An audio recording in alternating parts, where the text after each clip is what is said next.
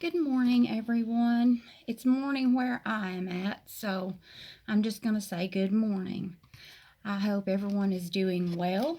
And as I adjust the camera here just a little bit, I don't have all the fancy schmancy cameras and lights and all of that yet because I'm not quite comfortable doing this all of the time. So when I get there, then I'll get the things I need. I hope you all are doing well today. I'm glad you're here. I'm Dot to Dot, and I hope that together we can connect the dots. Today, I'm going to read out of a book called The Language of Letting Go, a meditation book and journal for daily reflection. And we are going to talk today about the difference between guilt and shame and rejecting shame. Shame can be a powerful force in our life. It is the trademark of dysfunctional families. Authentic, legitimate guilt is the feeling or thought that what we did is not okay. It indicates that our behavior needs to be corrected or altered, or an amend needs to be made. This is something that we should feel if we have done something wrong or something bad towards someone. We need to make that right. Shame, however, on the other hand, is something very different. Shame is an overwhelming negative sense that who we are is not okay. Shame is a no-win situation. We can change our behaviors, but we can't change who we are. Shame can propel us deeper into self-defeating and sometimes self-destructing behaviors. What are the things that can cause us to feel shame? We may feel ashamed when we have a problem or someone we love has a problem. We may feel ashamed for making mistakes or succeeding. We may feel ashamed about certain feelings or thoughts. We may feel ashamed when we have fun or when we feel good, or are vulnerable enough to show ourselves to others. Some of us feel ashamed for just being. Shame is a spell others put on us to control us, to keep us playing our part in dysfunctional systems. It is a spell many of us have learned to put on ourselves. Learning to reject shame can change the quality of our life. It's okay to be who we are. We are good enough. We don't have to do anything more than be who we are to be good enough. Our feelings are okay. Every emotion that we feel is okay. It's how we act out on that emotion is when it becomes right or wrong. Our past is okay. It's okay to have problems, make mistakes, and struggle to find our path. It's okay to be human and cherish our humanness. Accepting ourselves is the first step toward recovery. Letting go of shame about who we are is the next important step. So, the thought for today, I will watch for signs that I have fallen into shame's trap. If I get hooked into shame, I'll get myself out by accepting myself and affirming that it's okay to be who I am. Now, we have all felt shame and we've all felt guilt. And that's just part of being human. But when we feel shame or we allow others to drag us into feeling guilty because, we got the job and the person that applied for it didn't get it.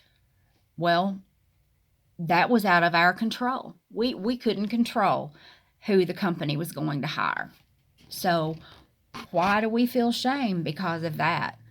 Sometimes when people are in an accident and they live and the other person dies, they will feel shame because they survived and the other person didn't. Well, obviously, it was meant for you to survive, or you would have died. Sometimes we grow up with parents shaming us. Well, why aren't you as good as your older brother? Well, why don't you clean your room like your sister does? Why can't you cook as well as Sally can? That's not fair to compare yourself to someone else. You are your own unique you. And if you can't cook as good as someone else, that's okay. If you can't keep your room as clean as everybody else, that's okay. If you don't make the highest grade in the class, that's okay. Because there are things that you have knowledge of that other people can use that you're better at than them. And the truth of the matter is we can learn from everybody. People have knowledge of things like fixing cars that I don't have, and I have to depend on them for their knowledge. So, do I feel ashamed because I don't know how to fix a car? No. I wish that I had learned when I was younger, but I don't feel ashamed because I don't know how. It's okay that I don't know how to fix a car. There's somebody out there that does. Fixing a car is not my specialty. It wasn't my calling. It's not my path. Just like the reading talked about, we sometimes have a hard time finding our path, and that's very true. And our path may change many times in life. Life normally does not turn out the way that we expected or wanted it to turn out. Look at it like it's like a river and you're floating down it and you're expecting to come out somewhere down the river, and you have in mind how the trip down the river is going to be, and it's completely different because maybe the water's traveling more rapid that day or going more slowly. So the path that you thought you were going to take may have gotten you where you needed to go, but it might not have been the path that you planned to take. And that's okay. It's not about getting where you need to be. It's about the trip, the journey getting there, and how you can find your own special you and be who you are and not be ashamed for that. I've had people tell me that their mother told them they hated them, they wish they had never been born, they wish they had died at birth. Don't feel guilty because of that. If you weren't meant to be here, you wouldn't be. You're not a mistake. You're a blessing. You're a blessing to somebody. Your kindness, your smile, your kind word, your good deed today may be the only kindness that someone else sees in the world.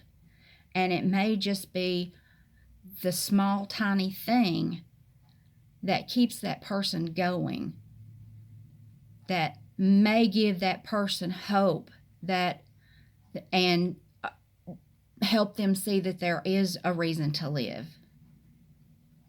So think about the difference between guilt and shame. Guilt is a good emotion. If we do something bad and we don't feel guilty for it, there's something wrong. That's when we need to check up. That's when we need to say, I shouldn't have said that. I shouldn't have done that. And I'm going to go make that right. But 20 years later, if people are beating you over the head for what you did 20 years ago, and you have worked on yourself and you've come a long way and you have, if it helps them to sleep better at night, to hold on to that anger and that image of who you were back then, that's their issue, not yours. Don't apologize for being who you are. Don't apologize or feel bad that you're not enough for somebody else. Matter of fact, be too much. Just like another YouTube creator said, be too much. And if somebody tells you you're too much, you tell them they're not enough.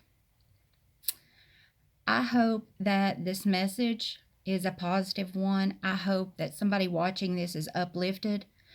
I hope that you have gained some insight and knowledge on the difference between guilt and shame. And I hope that you will subscribe, click the notification button, and share this message. And join me here and connect the dots. Have a great day.